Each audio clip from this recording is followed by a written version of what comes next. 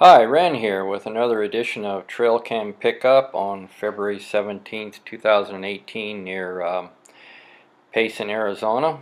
This is one of the areas of which I have trail cameras set up. Here is a place not too far from where I camp, where elk cross sometimes, and I put some salt out. And the reason I put that salt out is to kind of hold animals to the camera.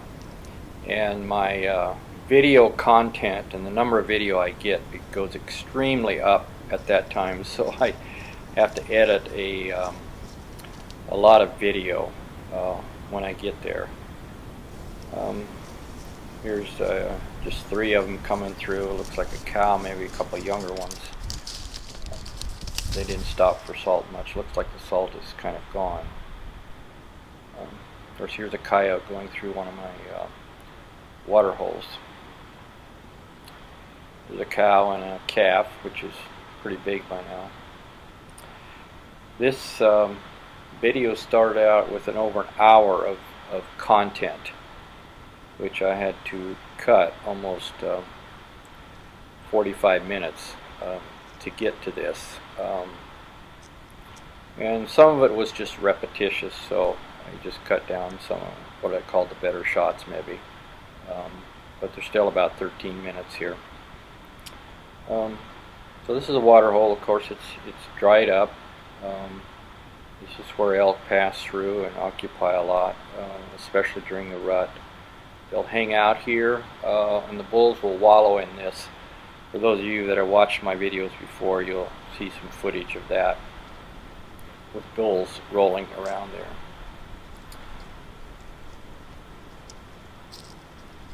On this day, we find a herd of elk passing through here.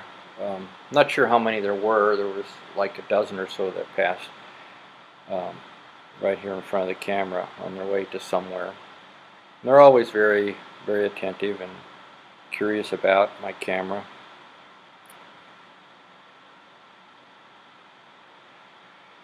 I notice the winter coats, at least on a lot of them, are really shaggy. That's their winter coat, I guess, getting ready for the cold.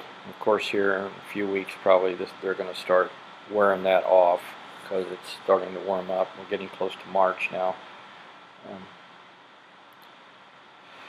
This is one of my favorite spots, and when you look onto the skyline, you'll notice kind of a ridge up there, and that's the Mogollon Rim.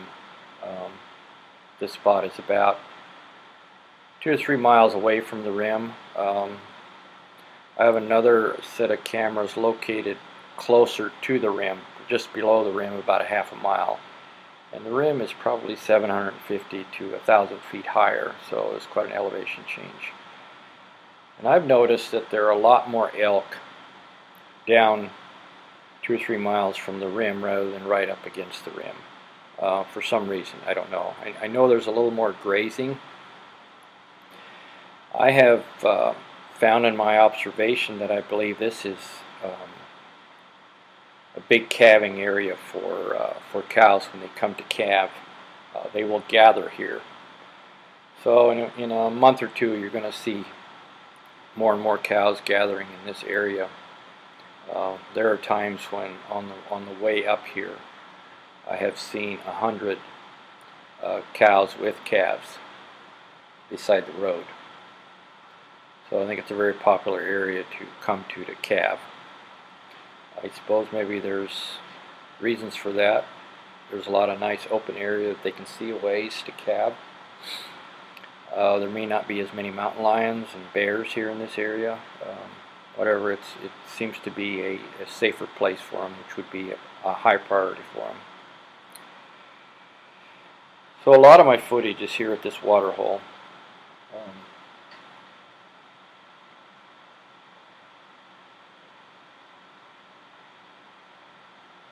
We've had a few rains here in the last couple weeks, but not enough to putting water in these water holes other than to make them muddy. I do have another location at a much larger water hole that has a little more drainage to it. And that, of course, did have some water on the 17th when I went up to check on the cameras. But that only happened in the last few days, so don't really have a lot of footage of that. I will at the end here, or several minutes down here. There's another spot that I have a camera not too far from here, just straight ahead and down to the left. If you look straight ahead, it's in a bit of a wash, and that wash obviously has some water in now because of the rains. Here we have two elk that at first I thought they were the two bulls that I called the brothers, but I just don't think their antlers are massive enough for them to be the two brothers. So these are just a couple of sparring partners, a pair of bulls that are young, with just what we call raghorns, I guess. So they spend a lot of time in front of the camera just sparring. They're basically just playing. And I doubt if these two bulls had a herd of cows during the rut last fall.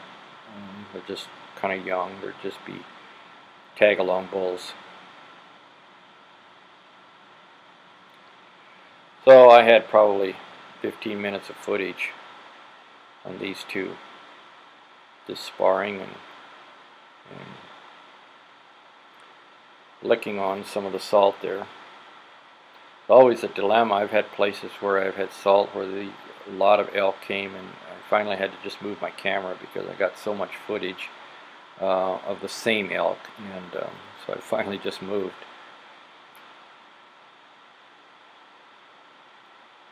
So if you turn your volume up, you may be able to hear their antlers clashing a little bit, especially if I don't talk.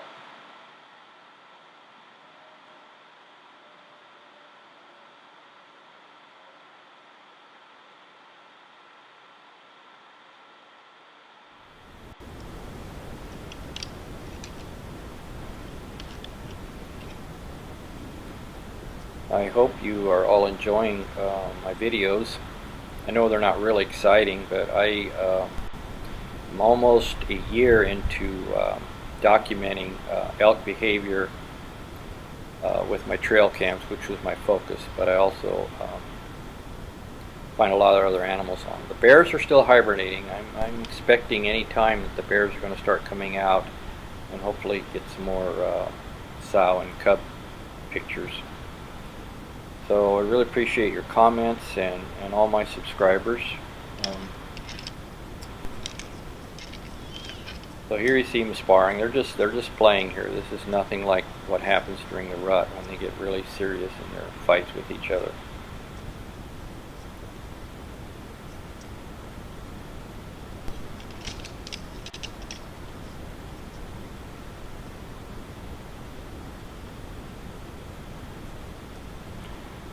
I believe it was March 22nd, March 15th, thereabouts, when I started putting trail cameras out last spring. So I'm almost a year into this.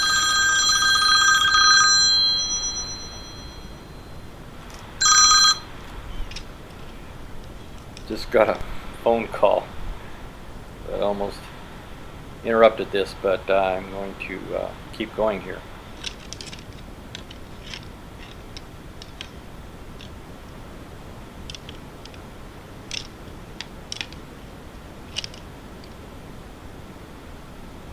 So this is about the end of this footage here with these two bulls.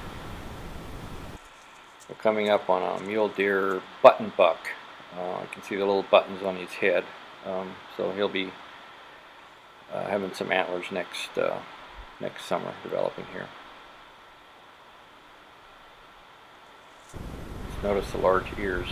Here's some more mule deer does.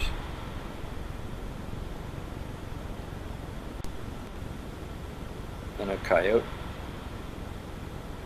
This area has probably fewer bobcats, although we will see a bobcat. There it is, bobcat. But I see a lot more bobcat in the area closer to the rim. This water hole here actually has some water in it now because of the rain. But this was just right before the rain. I think the rains came about the 15th or 16th of February. And here you see the water. That's the 17th, so I think the day before it rained. This is a nice bull, not huge, but. And here's the little wash that some of you recall, especially those of you who would have seen my Facebook post. This is where there was a flash flood, and downstream about 3 miles, a family of 5 was swept away, and they all died. It was kind of a tragic happening back in last summer. But my trail camera actually kicked on here, and I was watching the water come up. This water came up in about 30 seconds from about 1 foot to 2 foot. And this is one of the washes that contributed to that awful flash flood. There must have been probably a half a dozen washes at least like this that took a lot of water down here. Here we have a spike, just spending some time here. I spent quite a bit of time. I just have a few, maybe a minute of footage here of that, probably less. A lot of times I will have, especially from now on, I think as activity increases, I get an hour to an hour and a half of video footage. There's more than that on wind only, so I do a lot of editing. Here's a coyote, and coming up we're going to see a mix of animals here at the end, more of the nocturnal ones. Here's some more coyotes. All of a sudden they were startled. I'm not sure what was going on here, but then they kind of settled down.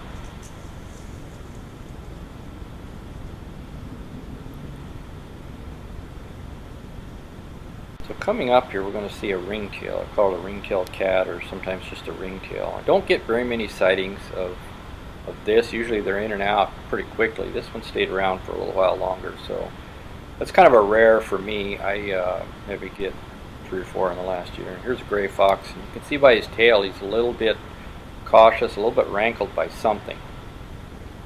The hair is standing up on his tail. And you'll notice coming through here just a little bit, there'll be another gray fox right there, and his hair is a little flatter, and he's just bringing a small rodent back to the den.